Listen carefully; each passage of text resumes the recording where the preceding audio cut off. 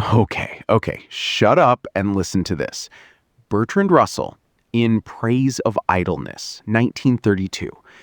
The morality of work is the morality of slaves, and the modern world has no need of slavery.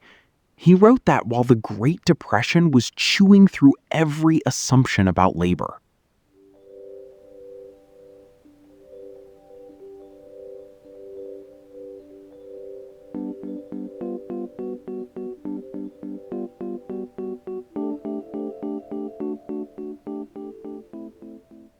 Sorry, one sec. I was exactly halfway through a pretzel, and you dropped a sentence that could get me elected to the DSA Central Committee.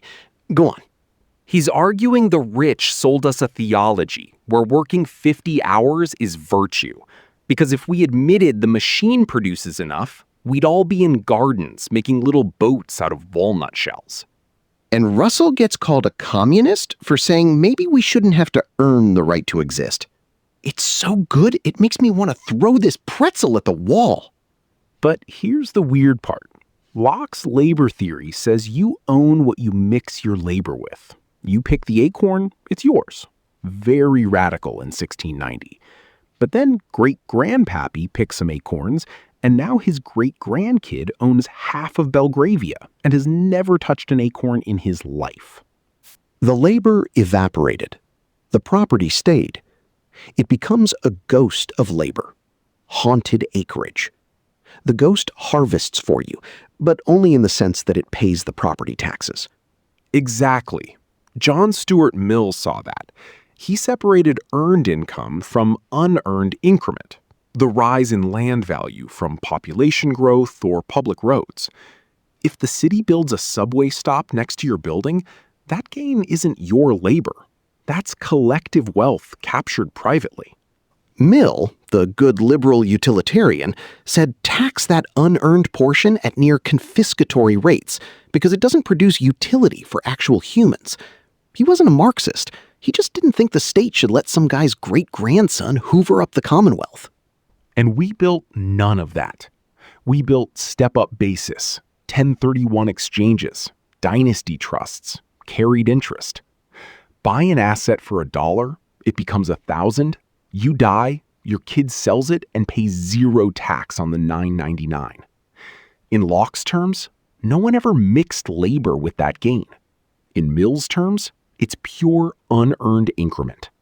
In God's terms, abomination. You're doing prosperity gospel in reverse, and I'm extremely here for it. Because if work is supposed to be sacred, then wealth without work is theologically suspect.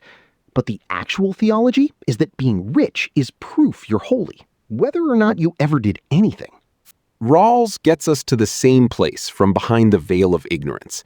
You don't know if you'll be born into a trust fund or a food desert. The difference principle says inequality is only okay if it helps the least advantaged. A billionaire heir's existence does not improve the life of a kid with lead pipes. It's not earned. It's a birth lottery payout with worse PR. Rawls is the final boss of your family might be a moral accident. If you didn't know whether you'd come back as Elon Musk's child or a migrant farm worker, you would not design this system. You'd guarantee schools, healthcare, and you'd say, no, you can't hoard public value just because your dad once touched a code base. But we didn't run the veil of ignorance. We ran the veil of my lawyer knows your lawyer. And unearned wealth doesn't just create inequality, it decays the soul of the recipient. Russell was on this. The idle rich aren't happy. They're performing leisure in hell. They have to invent meaning because nothing ever pushed back. That is the spiritual sickness. The trust fund kids have to do wingsuit base jumping and ayahuasca retreats just to feel alive, because actual rest is impossible when you've never had anything to rest from. Russell said boredom for the idle rich is a worse fate than death. The guy who earned a break knows how to rest. The guy who's never worked doesn't know rest from prison. That's the spiritual decay part. So the abomination cuts both ways. It immiserates the worker and the heir. The worker is told suffering is noble. The heir is told emptiness is success. Both lies. And natural law, if you take Locke, Mill, and Rawls seriously, says property is legitimate only when tied to real labor or genuine consent within fair institutions. If half of all wealth passes by inheritance and capital gains, we've abandoned natural law in favor of ancestor worship. Which is wild because the Bible has a jubilee. Every 50 years, debts canceled, land returned. The first thing after Sinai was basically an estate tax. The founders ran from inherited monarchy and recreated it with LLCs and family offices. Locke would set a family office on fire. Rawls would audit it. Russell would make the kids get jobs as gardeners. Mill would take the whole thing and spend it on public education. So we're agreed. Wealth without work is an abomination before God, man, and the ghost of John Stuart Mill. And the pretzel you're eating is real because somebody's labor made it. At least there's that. All right, take a break. When we come back, what do we do with $1 trillion trust fund? Tax it? Burn it? Or make the heirs work the land? So we ended on what to do with $1 trillion trust fund. I still say tax it heavily and force some productive redeployment. Infrastructure bonds, green manufacturing, something tangible. Tax it, sure. But first you have to define productive. Because my cousin Tony has an LLC that owns a laundromat building. He doesn't run the laundromat. He doesn't fix the dryers. He just gets a check because people need clean socks. That's his productive deployment. Right. That's not productive. That's a toll on clean socks. But the tax point still stands. Tony's LLC should be taxed more, and the actual operator should get a break.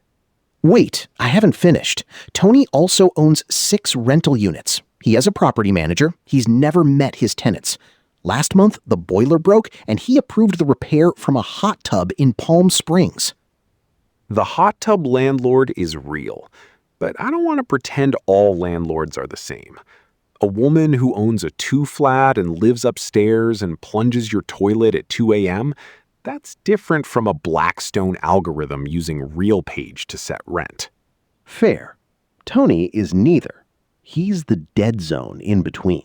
He's not doing maintenance, and he's not providing capital for new housing. He's just in the chain extracting. That's what I mean by modern abomination. Not the small-scale grubby stuff, but the legal structure that rewards being a name on a deed. I'd go further. It's not just rent. Private equity owns urgent care clinics now. I went to one last month after a bike fall. The PA was fine, but the intake form asked me to rate my experience before I'd even seen a doctor. There was a QR code to a patient satisfaction survey next to the defibrillator. Nothing says quality care like a net promoter score while you're bleeding. Was it like, how likely are you to recommend this laceration to a friend? Exactly. And the PE fund runs it like a retail chain. Cut staffing, maximize billing codes, sell the building to a REIT, lease it back. The doctors are just labor. The patients are just claims. That's the necrotic version of wealth without work. It's not even extracting from a useful asset. It's extracting from that you got hurt and have insurance. A toll on pain. Which brings me to crypto yield farming, which is worse because there's no pain. No building, no service. It's just a guy pays you interest with your own money and calls it harvesting yield. You're not farming. You're just believing in a spreadsheet. Cousin Tony got into a Solana thing called Turtle Coin or whatever, and he told me he was providing liquidity. He can't even locate his own hamstring.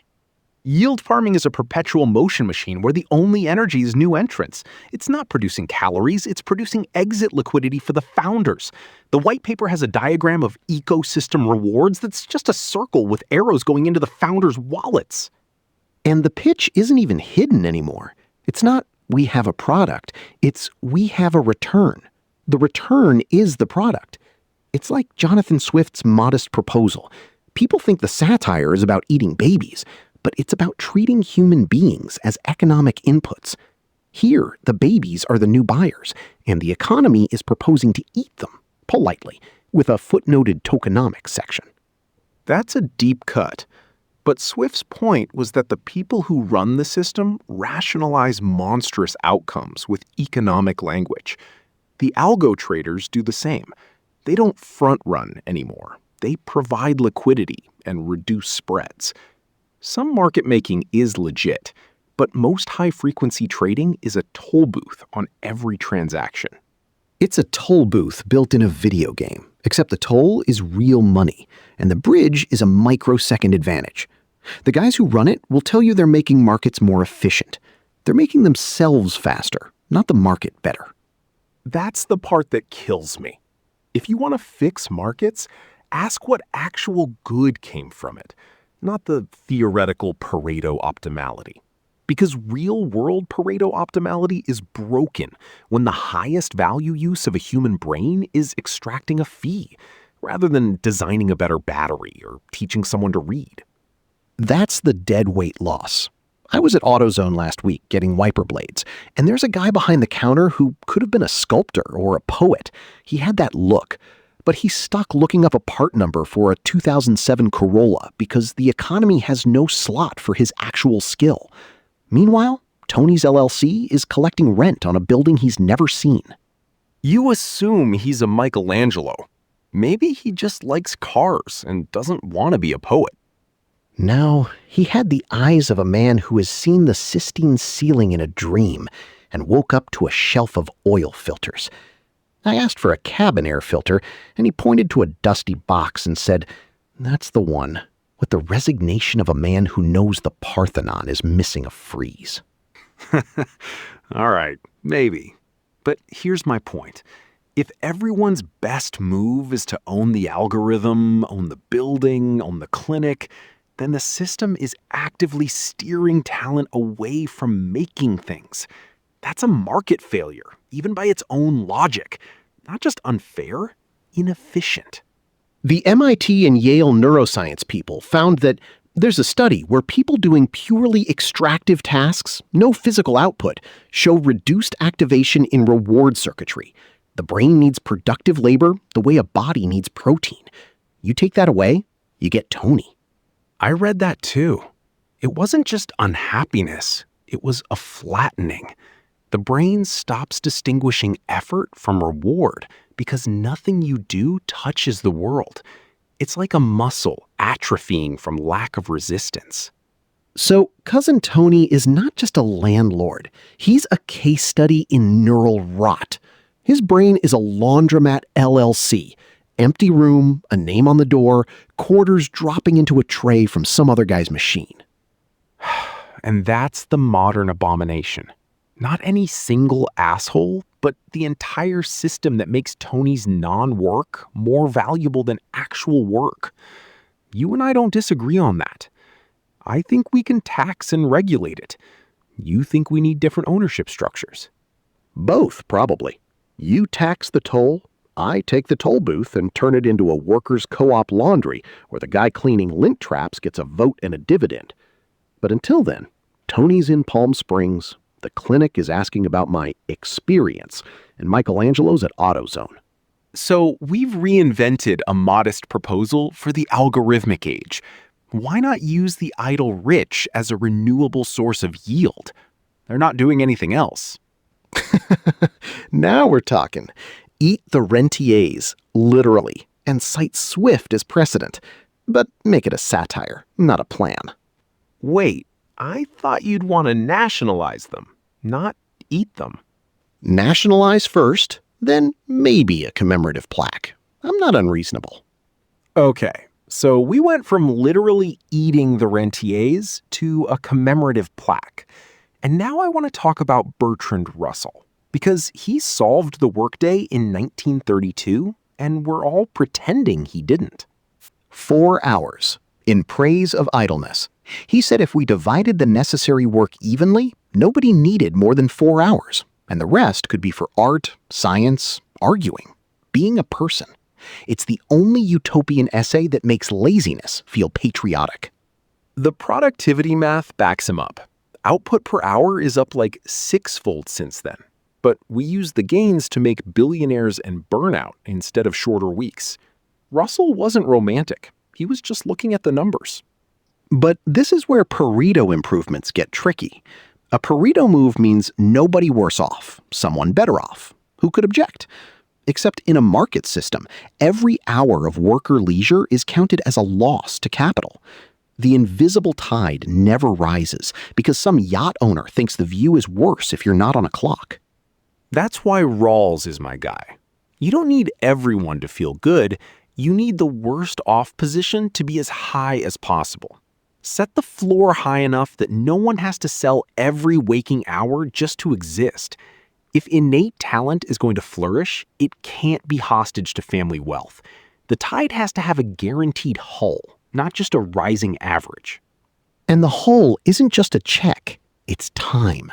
Time is the only thing you can't buy back, and we've built society so the poor have the least of it. A 4-hour workday isn't labor policy, it's temporal redistribution. Can we get there with Pareto improving moves? Politically, if everyone's at least a little better off, the coalition's easy. Shorter weeks with pay protection qualify. Iceland and some UK trials showed productivity holds or even rises. The problem is the stock market doesn't care about well-being. It cares about quarterly output. And output is a nonsense metric. GDP counts the ambulance ride, the hospital bill, the rebuild after the hurricane, and the app that charges you to find a bathroom. Pareto improvements inside that accounting are just rearranging deck chairs on rising sludge. But if we maximize the baseline floor, healthcare, housing, education, and a norm of short hours, you change what people can do with their talent. The market rewards a tiny slice of human capacity: quantitative, extractive, performative. The floor lets people be caregivers, artists, philosophers, mechanics, neighbors, without needing to monetize every minute. And that's the spiritual part. The ocean is care work, teaching, raising kids, tending the sick. The foam is high-frequency trading and meme coins. We've called the foam productive and the ocean unpaid. If you rebalance, you're fixing what we worship, not just labor. So how do we do it? A Russell dividend, shorter work week, universal basic income, public jobs for care work, tax unearned wealth, land rents, capital gains, inheritances, and fund a floor that makes 4 hours enough. That's a Pareto move for the bottom 90%, even if a few rentiers lose status. The rentiers won't sign off because status is their actual product. They'd rather have a slightly worse life in absolute terms than see you with the same hours and dignity. But that's fine. You don't ask. You build worker co-ops, public leisure, decommodified housing, universal basic services. Then the 4-hour day isn't a concession from capital. It's the default of a system that doesn't need their permission. Rawls would say even they, behind the veil of ignorance, would choose the high floor and the short week, because no one sane wants to be born into a system where their whole life depends on random inheritance. That's not socialism. It's just not being an idiot. And the ancient versions knew this. Sabbath, festivals, feasts, time set aside as sacred. We've pathologized idleness as sloth, but it's the space where people become someone rather than produce something. So the proposal is reject unearned wealth, sure, but also reject earned exhaustion. Productive contribution means contributing, raising a kid, fixing a neighbor's roof, writing a poem, teaching someone to read, not just extracting rent. 4 hours a day, a real floor, and the rest is for the part of life that isn't a market.